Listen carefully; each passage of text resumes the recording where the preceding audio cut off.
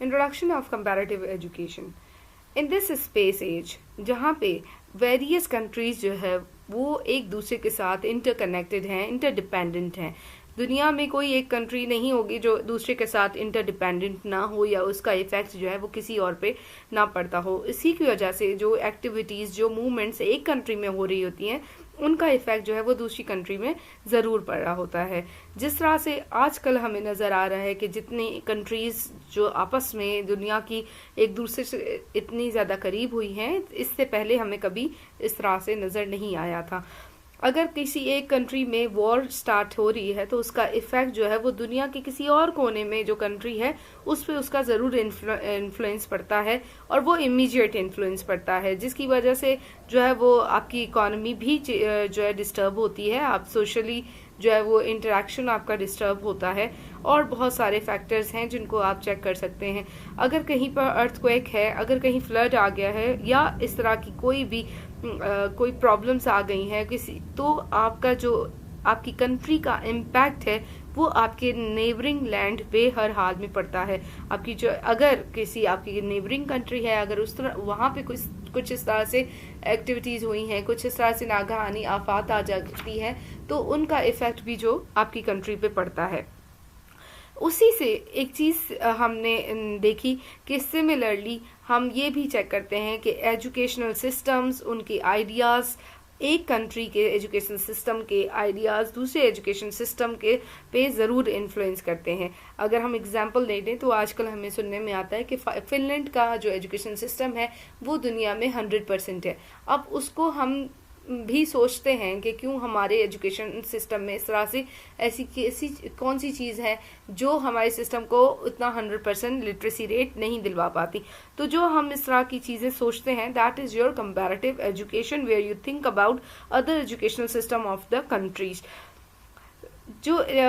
एक कंट्री के जो फैक्टर्स हैं, जो एजुकेशनल फैक्टर्स हैं, वो दूसरे एजुकेशन के फैक्टर्स के साथ कनेक्टेड भी होते हैं। उनमें कुछ कॉमन चीजें होती हैं और कुछ चीजें जो है वो डिफरेंट होती हैं। तो हमें इस इंट्रोडक्शन में ये देखना है कि क्या कॉमननेस और क्या सिमिलैरिटीज और क्या डिफरेंसेस को देखना चाहिए according to the comparative educationist. अगर हम इसका स्टेजेस पे देखें, जो फर्स्ट फेज था, फर्स्ट फेज में Marco Antoine Jullien de Paris, उन्होंने जो है वो कंपैरेटिव एजुकेशन का स्टार्ट लिया था, and that was in 1817 AD. उन्होंने एक एनालिसिस दिया था कि दुनिया में जितने भी कॉमन चीजें हैं और जितनी भी डिफरेंट चीजें हैं, उनको जो उनके एजुकेशनल सिस्टम को एक डाटा टेबुलेटेड फॉर्म में लेकर आ जाए, ताकि हम उनमें से देखें कि हमारी चीजें क्या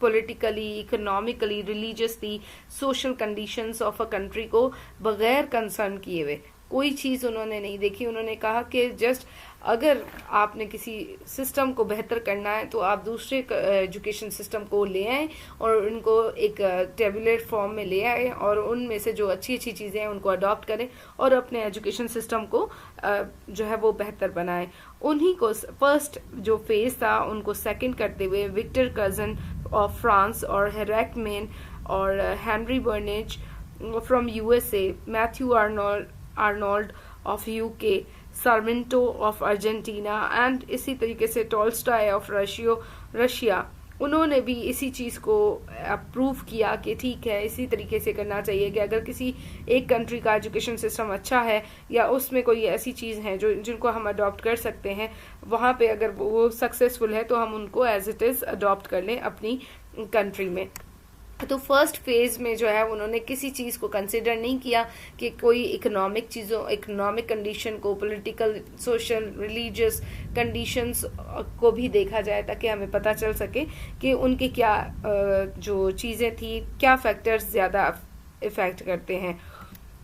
सेकंड फेज आ जाता है जहाँ पे जो है वो डेवलपमेंट ऑफ कंपैरेटिव एजुकेशन में इन्होंने जो है वो जो फोकस किया था पोटेंशियलिटीज ऑफ पर्टिकुलर कैरेक्टरिस्टिक्स। उन्होंने कहा था कि अगर किसी एक कंट्री में कोई चीज डेवलप कर रही है, अगर हम उनका सोशल फैक्टर नहीं देखेंगे, अगर हम इकोनॉमिक फैक्टर नहीं देखते, तो हम किस तरह से किसी लैंड को जो है वो हम स्टडी कर सकते हैं। हमें उनको स्टडी करने के लिए हमें उनका सोशल फैक्टर भी देखना होगा, हमने जो है उनके इकोनॉमिक फैक्टर एनालिसिस भी करना होगा, ताकि हम जो अपने एजुकेशन को अगर उनके एजुकेशन सिस्टम को लेते हैं तो उसमें हमारी जो पॉलिटिकल और सोशल जो है उनको, क्योंकि आपकी सोसाइटी में जो नॉर्म्स होते हैं वो आपके नॉर्म्स जो है वो इफ़ेक्ट कर रहे होते हैं आपके एजुकेशन सिस्टम पे, आपके जो है वो डेवलपमेंट पे। आपकी जो नॉर्म्स हैं, आप इस तरह से नहीं हो सकता कि आप किसी और एजुकेशन सिस्टम को ले लें और अपने विदाउट कंसिडरिंग पॉलिटिकल और सोशल आप उसको अडॉप्ट करें। इसमें सर माइकल सैडलर जो है उन्होंने भी काफ़ी अपना किरदार अदा किया है और उन्हीं को जो है वो सेकंड फेज का फादर भी कहा जाता है। उन्होंने एक ऐसे पब्लिश किया था 1907 में, जिसमें उन्होंने एम्फसाइज किया था कि एजुकेशन को जो है वो सोशल इन्वायरमेंट के साथ पढ़ा जाए, क्योंकि आप विदाउट सोसाइटी के कंसर्न किए हुए आप उस सिस्टम की सही तरीके से समझ नहीं पाएंगे कि उनकी आइडियोलॉजी क्या है, वो किस बेस पे, उनका रिलीजन क्या है, वो क्या उनकी आइडियोलॉजी लेके उनका एम क्या है एजुकेशन का, अपने वो जो उनके स्टूडेंट्स हैं, जो उनकी जनरेशन है, वो उनमें क्या इनकलकेट करना चाह रहे हैं, वो क्या ट्रांसफ़र करना चाह रहे हैं। तो उसको सर माइकल सैडलर को जो उनके सपोर्टर थे उसमें आइजक कैंडल थे, रॉबर्ट उलिच थे यूएसए के, फिर उनके साथ जो है वो हमें फ्रेडरिच मिलते हैं जर्मनी से, और जोसेफ लॉयर्स और निकोलस हैंस ऑफ यूके। उन्होंने जो है वो इन चीज़ों को और ज़्यादा, उन्होंने भी इस चीज़ को सेकंड किया कि without considering the social element it is not possible to consider to take up और take into account the educational system of one country to another country. तो ये इनके मुताबिक सोशल जो इन्वायरमेंट है उसका रिलेशन बहुत ज़रूरी है। हमें देखना है कि सोशल इन्वायरमेंट और एजुकेशन सिस्टम का किस तरह से आपस में लिंक है और वो क्या इफ़ेक्ट करती हैं। हमारे पास थर्ड फेज में जो आता है वो 1950 से स्टार्ट होता है, और जिनको थर्ड फेज के जो फादर हैं वो जॉर्ज एफ बैरेडी को कहा जाता है, और उन्होंने जो थर्ड फेज दिया था उसका नाम भी द पीरियड ऑफ एनालिसिस, कि किसी भी चीज़ को आप एनालिसिस करने के बगैर किसी चीज़ को नहीं पढ़ सकते। जॉर्ज एफ बैरेडे ने जो प्रोग्रेस दी थी, उन्होंने कहा था कि जो प्रोग्रेस है साइंस में स्पेशल फोकस उनको करना है, ताकि हम जो है वो एनालिसिस कर सकें कि किसी भी चीज़ की जो डेवलपमेंट है उसमें क्या चीज़ इफ़ेक्ट कर दी है। बैरेडे ने 4 स्टेज मेथड दिया था, जिसमें उन्होंने क्लियरली जो है वो चीज़ों को डिस्क्रिप्टिव फॉर्म में कि आप किसी दूसरी कंट्री का जो मटेरियल है उसको गैदर करें, उससे रिलेटेड जो है डाटा लें, अपने एजुकेशन सिस्टम का भी डाटा लें और दूसरे एजुकेशन सिस्टम का भी,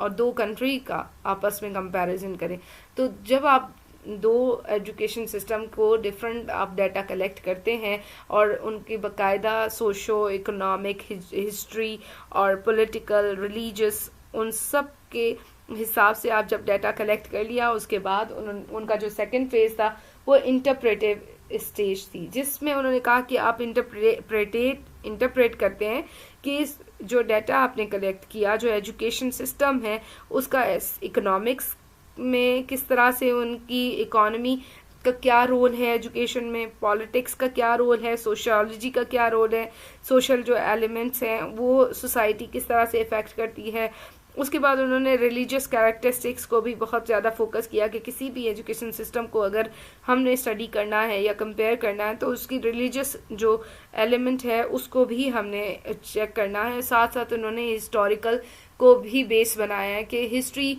उन किसी भी कंट्री की क्या थी, क्या पहले उनके एजुकेशन रिफॉर्म्स आते थे, क्या पॉलिसीज़ अडॉप्ट होती थी, किस तरह से जो है वो एजुकेशन को प्रायोरिटाइज किया गया था। तो इस तरह की जो चीज़ें हैं उन्होंने बताया कि आप इंटरप्रेट करते हैं। उसके बाद आप जस्ट अपोजिशन जो थर्ड स्टेज है बैरेडे की, उन्होंने वो इंट्रोड्यूस की। उसमें वो कहते हैं कि अब आपने जब बता दिया कि ये फैक्टर्स हैं सच एज सोशल है, इकोनॉमिक है, रिलीजियस है, और इस तरह से आपकी और भी कैरेक्टर आ जाते हैं, पॉलिटिकल है, अब उन्होंने कहा कि जस्टापोजिशन में आप देखेंगे कि क्या सिमिलैरिटीज हैं आपके सिस्टम में, आपके एजुकेशन सिस्टम में, और जो जहाँ से आपने डाटा कलेक्ट किया है उस कंट्री के एजुकेशन सिस्टम में क्या सिमिलैरिटीज हैं। अब आपने इन दोनों को मिला के एक कंपैरिजन करना है कि सिमिलैरिटीज क्या हैं और डिफरेंसेस क्या हैं। तो अकॉर्डिंग टू बैरेडे, जो थर्ड, जो हम इनको फादर ऑफ